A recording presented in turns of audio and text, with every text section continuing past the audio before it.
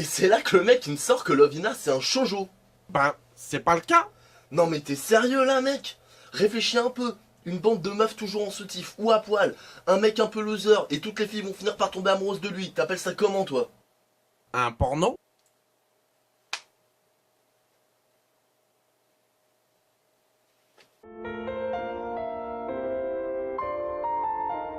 Bonjour, bonsoir à tous et bienvenue dans Conseil. Aujourd'hui nous allons parler de mon histoire. Non Gob, pas de blague de merde avec le titre. Ta gueule! Mon histoire, ou bien Olemonogatari, est un manga scénarisé par Kazune Kawahara, dessiné par Haruko et prépublié dans le magazine shoujo Betatsu Margaret. La sortie du volume relié s'est faite le 13 décembre 2011 chez les Bouffeurs de requins aux éditions Shueisha et en avril 2014 chez les créateurs du cinématographe aux éditions Kana. Une adaptation animée de 24 épisodes a également vu le jour le 8 avril 2015, mais on en parlera plus tard. L'histoire est celle de Takeo Goda, un adolescent grand comme 3 grizzlies mais doux comme 5 chatons. Son meilleur ami Makoto Sonakawa se faisant surnommer Suna est lui son exact opposé. Takeo est un jeune garçon bruyant et se faisant facilement remarquer alors que Suna lui est calme et discret. Takeo est une masse immense, imposante et n'a clairement pas le profil du beau gosse type, alors que Suna à l'inverse est très discret, très fin, élancé et aurait très facilement pu intégrer un boys band coréen. Ce contraste va jusqu'aux relations amoureuses car vous vous en doutez, Suna a grave la cote. Takeo lui ne peut que regarder son ami décliner toutes les demandes de relations amoureuses qu'a eu Suna depuis la maternelle. Un jour, Takeo arrêtera un pervers dans un train qui était en train de plotter une jeune fille. Ah, je kifferais faire ça si j'étais pas juste une chaussette sur une main. Je n'en doute pas, et c'est donc ainsi que Takeo rencontrera Rinko Yamato dont il tombera amoureux. Avant de continuer, je tiens à dire à celles et ceux qui veulent avoir une surprise complète d'arrêter la vidéo maintenant et d'aller lire ou regarder l'œuvre.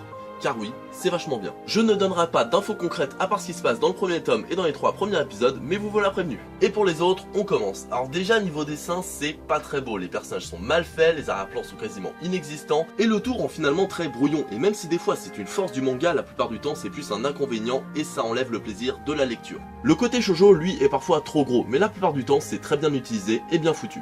Au niveau du design des personnages, la plupart sont stéréotypés au possible, et au premier abord ça peut être une faiblesse mais c'est au final une force. Et en parlant des personnages, attention, transition de malade, ils ne sont vraiment pas nombreux. 3 personnages principaux et quelques personnages secondaires, mais tous ultra clichés. Personnages principaux comme secondaires. J'ai déjà parlé de Takeo et de Suna, donc je ne vais pas revenir dessus. Il y a quelques trucs à dire, mais pas si important que ça. Et en plus, ça vous permettra de découvrir plus en profondeur ces personnages par vous-même.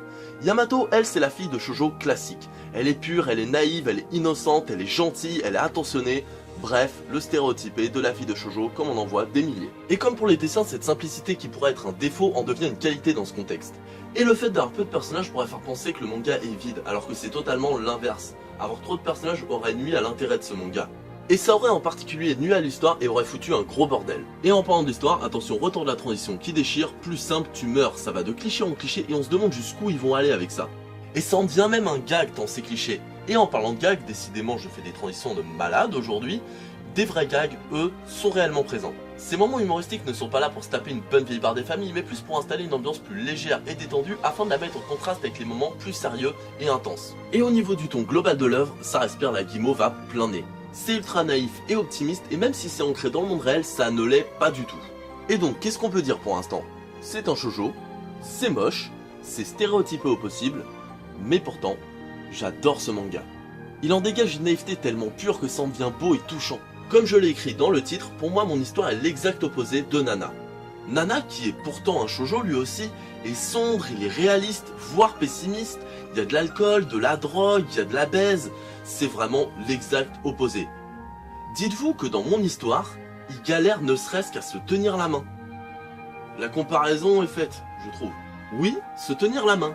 Ils sont trop timides pour se tenir la main. Ah oui, parce que je vous l'ai pas encore dit, mais Yamato et Takeo vont sortir ensemble.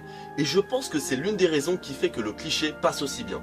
Si Yamato était sorti avec Suna par exemple, le beau gosse type que tout le monde voudrait avoir, blablabla, ce ne serait en aucun cas intéressant. Twilight! Mais le fait de créer un couple que tout oppose physiquement mais que tout rassemble au niveau des sentiments dont la pureté n'a d'égal que la beauté, ouais, je suis fier de celle-là, change tout. Pour moi, mon histoire est notre histoire à tous, sans mauvais jeu de mots. Pas notre histoire au sens réel du terme, mais celle qu'on a tous imaginée adolescent, qu'on a tous idéalisée, qu'on a tous voulu vivre un jour. On a tous eu une personne durant notre adolescence qu'on a aimée profondément, d'un amour aussi beau que pur et sincère. Et ben dans ce manga, il concrétise cet amour.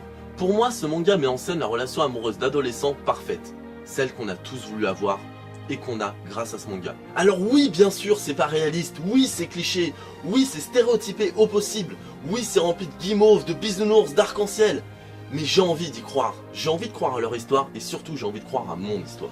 Bien évidemment, c'est pas le genre de manga que tout le monde va aimer, il y en aura qui vont détester, qui vont trouver ça pas réaliste, qui vont trouver ça ennuyant, moche, et je les comprends. Mais de toute façon, je pense que pour apprécier pleinement ce manga, il faut être de base un minimum naïf, optimiste et croire en l'amour. Sinon, c'est pas la peine. Personnellement, j'ai connu mon histoire avec le manga, mais comme je suis un minimum professionnel, j'ai voulu regarder ce que donnait l'animé. Et ben c'est exactement la même chose, à part que c'est mieux dessiné, qu'il y a des arrière-plans et de la musique. C'est vraiment la même chose à part que ça renforce toute l'atmosphère, la musique rend les gags plus drôles et rend l'amour plus beau. Et même si je préfère le manga car je préfère m'imaginer mes propres musiques et mes propres voix, si vous préférez vous les versions animées, je ne peux que vous conseiller celui-ci. Pour conclure, je vous conseille fortement ce manga qui fut l'un de mes coups de cœur dans le genre. Encore une fois, il faut être dans l'état d'esprit. Si pour vous l'amour est un mythe nordique, alors passez votre chemin. Ce manga parle d'amour avec un grand A. L'idéal, pur, innocent. Et ça a vraiment le don de toucher un optimiste comme moi. Puissant. Gob! Et voilà, ce conseil est terminé, j'espère qu'il vous aura plu. Dans tous les cas, je vous invite à laisser vos avis dans les commentaires. En attendant, n'hésitez pas à liker, partager et vous abonner à la chaîne. Sur ce, passez une bonne journée, /soirée, insérez votre espace-temps.